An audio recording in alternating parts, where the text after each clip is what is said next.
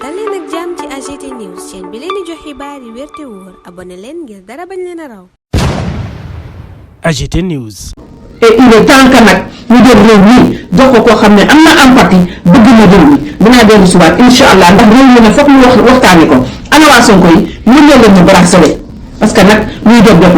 AGT News. ñu ngi ñëw benn par benn ñu ngi koy fekk ci kenn par kenn Ousmane Sonko la mu waxoon day dikkaat révélation yi mu defoon ak ñi mu joxoñoon baaraamu tuuma kenn par kenn ñoom ñëpp la seeni ay mbir di feeñ scandale yi am ci réewum Sénégal bëri na lool mu yàgg cee addu yàgg cee sensibiliser sénégalais yi ñu bëri yeewuñ ci woon ñenn ñi doon ko attaqué comme ku ci mel ni Binta Diallo mi ñu leen fas yéene dëgtal moom mi def revirement bay laaj ñu yónnee ko bracelet wu Pastef Europe Ndella Madior Diouf moo ko yëngal ak laisser-aller bi am ci réewum Sénégal ak ñi ci nekk ay responsable yëpp waral mu yëkkati yile kaddu dañu koy teewlu dikkaat ci suñu jàngat bu leen fàttee abonné waaye itam ngeen aimé vidéo bi ngir ñu bëree bëri daal di ci mën a jot AGT News.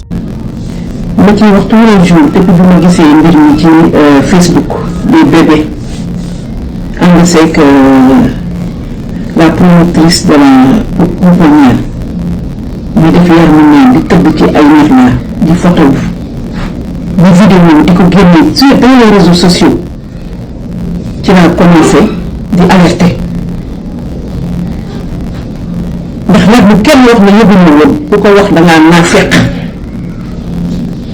Ndella Madior nee na da doon def lu baax ndax li ñu def nii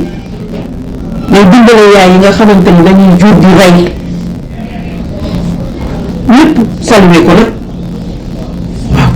ñëpp salué ko léegi nag comme problème am na ku ne da ngay génn ubbi sa gémmiñ di wax jël na ko sànni ko ci kaw Ndella Madior Diouf kenn du ko disculper mais ana état ana journaliste yi ana ñi nga xamante ne les violences faites aux femmes association yooyu bari fi lool ne ay weñ ana ñu ana le ministre de la femme et de la famille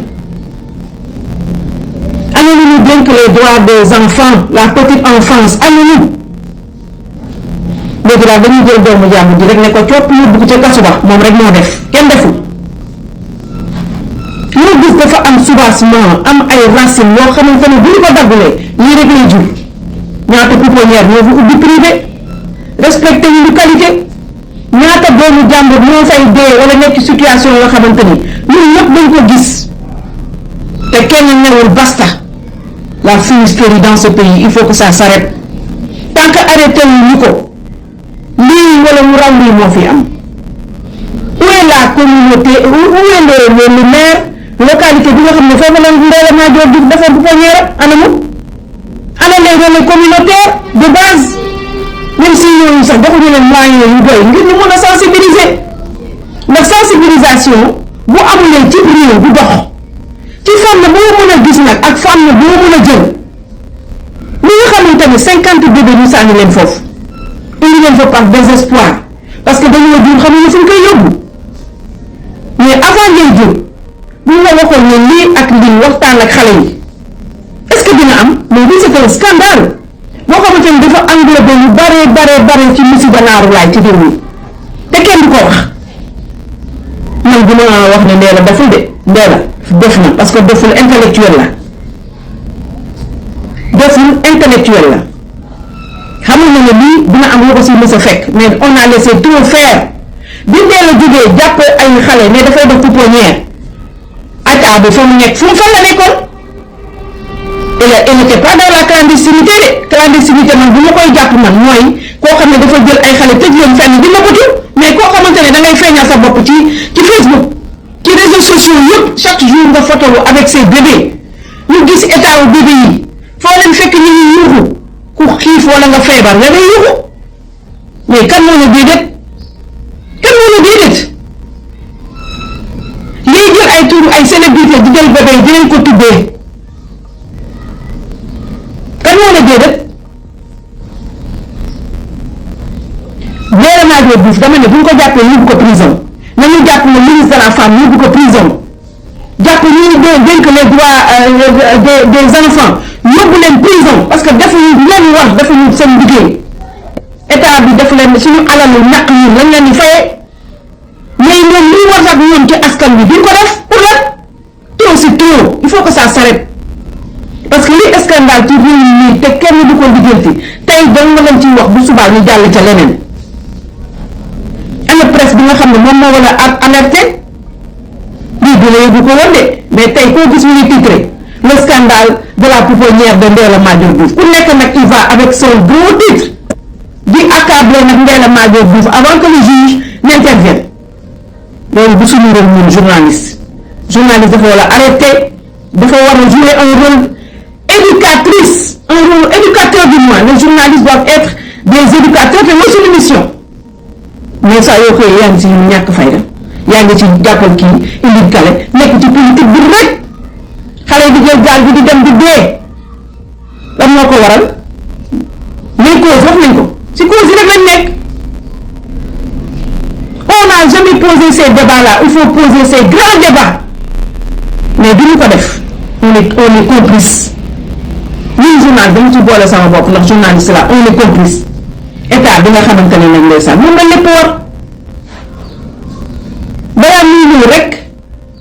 répression immigration clandestine répression lii tamit am na on va réprimer ndeysaan Ndella Madior va payer les pots cassés boo xamante ne du moom rek moo ko def c'est une société complice un état complice oui le ministre de la femme kenn dégg ko ñu ko jàppee démb tey waxul ñaata scandale moo fi am doo ko dégg anamu pouponnière ñaata nit ñoo fay dee dans les maternités ay xale ñu ngi dee par négligence après on met la pression et on passe à autre chose mbedd maa ngi nii depuis suuf bu wàcc ci dëkk bi génn leen ci mbedd mi xale yaa ngi foofu exposé à des maladies ñu leen di jël di leen utiliser ci tàngaay boo xamante ne mën nañu am sax cancer de la peau mën nañu am sax pneumonie mën nañu am tuberculose où est la ministre de la femme ana ñu ñu dénk les droits des enfants les droits de l'enfance xaw ma lan nag maa ngi soog a dégg sax ñu am nañu une brigade boo xamante ne mën nañ gérer les mineurs dans ce pays ñaata mineurs ñoo nekk dans la rue exposés ak banditisme ak terrorisme ak lépp ci àdduna bi personne ne dit rien le ministre de l'intérieur il est où ñoom ñuy gérer suñu sécurité est-ce que nous sommes en sécurité dañuy arrêté fumisterie bi ci réew mi dafa ëpp les priorités opposition bi am nañu kenn déggu leen ngeen foog ne indi soo falee ma def nii jarul def sa campagne dugg leen ci hôpitaux yi dugg leen ci marché yi dugg leen ci école yi loolu rek doy na campagne ci jafe-jafe yi askan yu nekkee di dee ngeen tëju seen biir ay seen du ma ci wax du ma wax rek Macky Sall damay wax yéen ñii tamit yéen ñëpp même si Macky Sall la ñu fal tëju si biir ay hôtel pendant des heures di tëdd di fecc boobu temps am na kenn kuy dee fële parce que am na ambulance bu ko yóbbu hôpital amul lu ñu nekk ci biir këram ci réew mi toll fi jafe-jafe dañu war a nekk dans une austérité jàppalante te yàlla rek tax mais defuñu ko soxor rek